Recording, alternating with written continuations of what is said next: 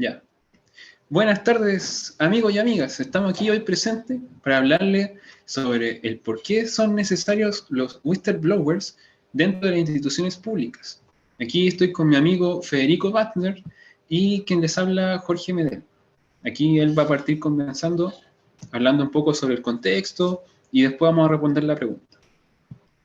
Muchas gracias, Jorge. Efectivamente, para responder esta pregunta tan interesante, es necesario primero comprender un fenómeno que no es ajeno para nadie, la corrupción. De acuerdo a Transparencia Internacional, la corrupción se define como el abuso del poder conferido a cargos de confianza para obtener ganancias personales. Este fenómeno es tan antiguo como la historia del ser humano y nos afecta a todos y a todas. En los últimos años, hemos visto como diferentes noticias, tanto a nivel internacional como nacional, explotan en la prensa sobre casos muy conocidos de corrupción, como el caso del escándalo de la FIFA, el caso de Lava Jato en muchos países latinoamericanos, etc. Transparencia Internacional define 4 formas principales en que la corrupción te afecta directamente a ti. En primer lugar, menciona un costo político, ya que debilita tu libertad y el Estado del Derecho. En segundo lugar, menciona un costo social, ya que tu participación y confianza declinan abruptamente. En tercer lugar, menciona un costo económico, ya que dificulta el crecimiento económico. Y por último, pero no por eso menos importante, menciona un impacto ambiental, ya que es más difícil llevar adelante políticas medioambientales. Transparencia Internacional explica que para poder combatir la corrupción necesitamos aumentar la transparencia. La transparencia básicamente significa saber quién, por qué cosa, cómo y cuánto. La transparencia arroja la luz sobre reglas, planes, procesos y acciones formales e informales. Esta nos ayuda a todos nosotros, ya que nos permite poder rendir cuentas por el bien común. Sin embargo, la transparencia es solo un pequeño paso para poder combatir la corrupción, ya que para poder enfrentar este fenómeno es necesaria una acción conjunta tanto de actores del gobierno como de la sociedad civil y del sector privado. La pregunta que todos nos estamos haciendo ahora, ¿es posible medir la corrupción? Ya que se trata de un fenómeno de compleja medición, principalmente dado las circunstancias que lo rodean, por ejemplo, el ocultamiento de la información, resulta bastante complejo de medir. Sin embargo, la misma organización Transparencia Internacional realiza anualmente un informe en el que se detalla la percepción que hay de la corrupción en cada país del mundo. En el gráfico que estamos viendo al frente de nosotros, se puede ver la medición del año pasado que se realizó para nuestra región, América Latina. Y tal como podemos ver, nuestro país se encuentra entre los 4 primeros, de hecho, el segundo, con menos corrupción a nivel latinoamericano, con una puntuación de 67 por sobre 100 puntos. Por el contrario, países como Venezuela, Haití o Nicaragua presentan niveles de corrupción altos y por ende una baja puntuación en el ranking elaborado. La corrupción es un fenómeno que actúa en la oscuridad y que se nutre del silencio cómplice de quienes participan en ella. Pero quienes denuncian es fundamental e indispensable protegerlos para poder romper este silencio cómplice. Bueno, y como mencionó aquí mi amigo Federico, lo importante son las personas que se desempeñan dentro de una institución, en este caso, una institución pública chilena, para que se pueda romper con el esquema de corrupción. Entonces, hemos llegado al momento en que respondemos a la pregunta inicial sobre los whistleblowers. Ellos son necesarios e importantes para las organizaciones públicas, dado que los actos de corrupción representan un riesgo serio para la entrega final de valor público que debe realizar una institución. Además, los funcionarios públicos son las primeras personas que pueden identificar estas malas prácticas, ya que se encuentran trabajando al interior de la institución e interactúan directamente con los procesos que se llevan a cabo. Es por esta razón que los denunciantes son necesarios, por el hecho que pueden ser la voz de alerta temprana que permita tomar carta en el asunto por parte de las autoridades correspondientes de forma oportuna, evitando que la situación irregular se masifique y corrompa a toda la organización y por ende cause daño a sus usuarios y a la ciudadanía en general. Finalmente, que existan whistleblowers al interior de la institución mejora la imagen que puede tener la opinión pública sobre esta, ya que incrementa primero la confianza, la transparencia y se observa un apego e interés por la probidad y el uso eficiente de los recursos. Asimismo, es importante mencionar que en Chile ser denunciante de actos de corrupción es una obligación de cualquier persona que se desempeñe como funcionario público.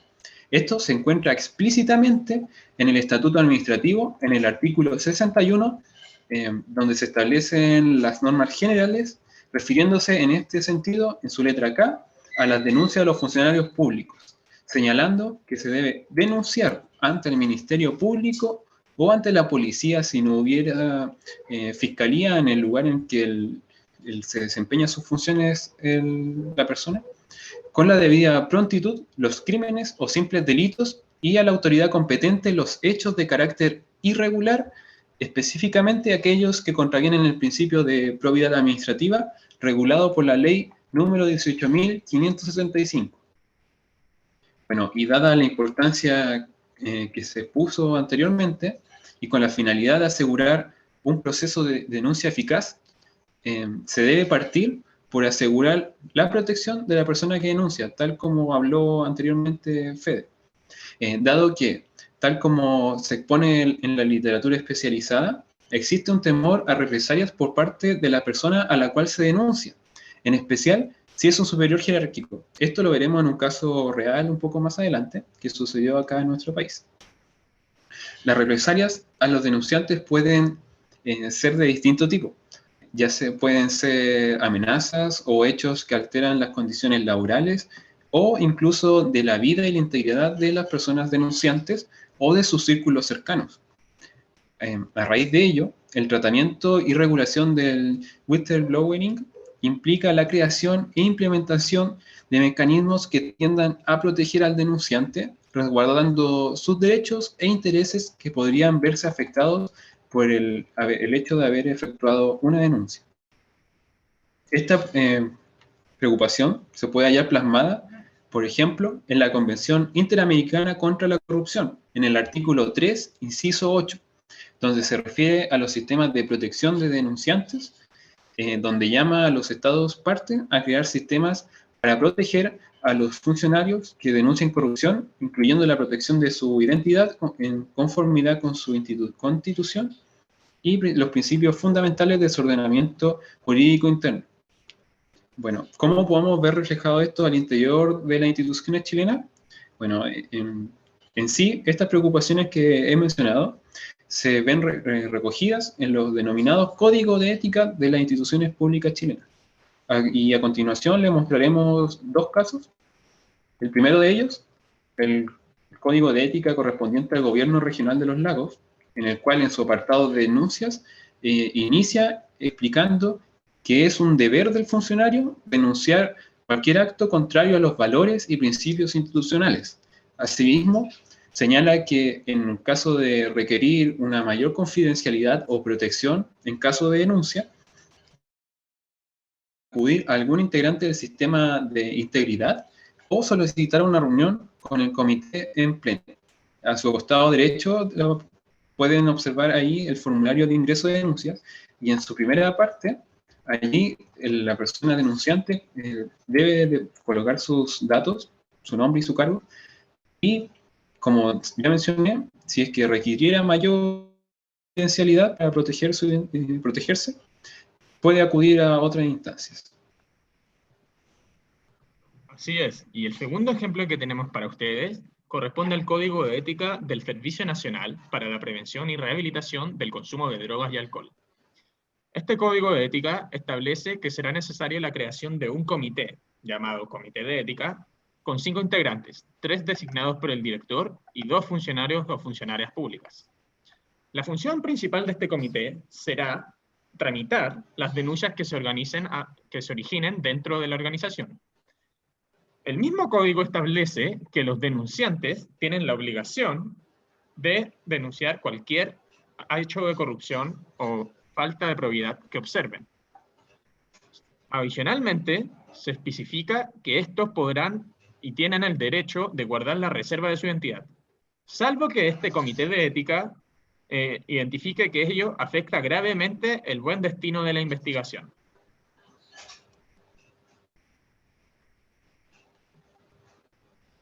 La pregunta que todos nos estamos haciendo ahora es, ¿cómo es la situación o la realidad de nuestro país?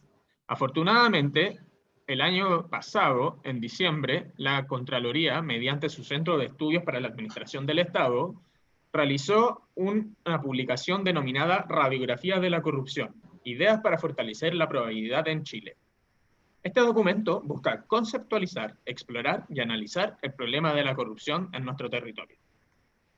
Para su estudio se encuestaron a más de 16.000 personas, de las cuales más de 5.200 correspondían a funcionarias y funcionarias del poder público. Cuando se profundizaban las denuncias, se observaron datos bastante interesantes. Por ejemplo, existe una brecha entre quienes declaran haber conocido actos de corrupción y quienes efectivamente realizaron unas denuncias. Por ejemplo, como podemos ver en pantalla, del 51% de testigos de actos de corrupción, solo un 32,9% denunció dicho acto. Paralelamente, otro dato que llama mucho la atención es que a medida que aumenta la edad de los funcionarios y funcionarias, tienden a haber mayores denuncias. Así, por ejemplo, en el tramo de 18 a 29 años, un 22,4% denunció. Por el contrario, en el grupo de adultos mayores de 60 o más años, denunció casi el doble, un 40,5%. Bueno, muchas gracias, Fede, por esa ilustración de la realidad nacional. Y para sumar a aquella, aquí tenemos un caso a modo de ejemplo que sucedió hace un par de años, en donde un funcionario de la Policía de Investigaciones denunció a su jefe directo por falta de probidad, y frente a ello fue trasladado y posteriormente separado de su cargo al ser clasificado y calificado en una lista anual de retiro, lo que vulnera la igualdad ante la ley y el debido proceso, ya que solamente denunció a su superior jerárquico y se vio frente a estas represalias, por así decirlo. El funcionario, tuvo que acudir hasta la Corte Suprema, la cual, en un fallo en el año 2018, el fallo unánime, acogió la acción de protección deducida por el funcionario de la PDI contra dicha institución, sentenciando a la PDI a reintegrar al servicio al inspector en el lugar en el que éste se desempeñaba antes de su traslado y a pagarle de forma íntegra sus remuneraciones desde la fecha en que fue separado del servicio hasta la fecha de reincorporación. Bueno, a modo de reflexiones, podemos señalar que en ningún momento debería ocurrir algo como el caso que acabamos de mencionar o de lo que hemos hablado a través de toda la presentación, ya que un funcionario público no debería verse enfrentado a represalias solamente por hablar con la verdad y velar por un buen funcionamiento de su institución. Por ejemplo, lo que ocurrió con este funcionario de la PDI. Y es importante también que nosotros, como futuros funcionarios públicos, tengamos claro que frente a cualquier irregularidad debemos hacerle poner el pecho a las balas, por así decirlo, y denunciar. Y bueno, claramente no hacerse partícipe de ningún acto de corrupción porque es poco ético. No sé si mi amigo acá quiere mencionar algo más. Efectivamente, las palabras de Jorge son muy acertadas. Y adicionalmente me gustaría agregar que nosotros, como futuros administradores públicos y por ende trabajadores del Estado, tenemos la obligación de denunciar esos actos para instaurar una cultura de denuncia de los actos de corrupción. Como vimos, la mayor parte de nuestra generación, los más jóvenes, tienden a denunciar menos. Por lo tanto, es nuestro deber moral tener que revertir dicha situación para evitar la corrupción que tanto daño genera al futuro de nuestro país. Muchas gracias. Como dice Federico, muchas gracias por prestar atención. Y nos estaremos viendo prontamente en otro capítulo. Buena. Ya, Fede.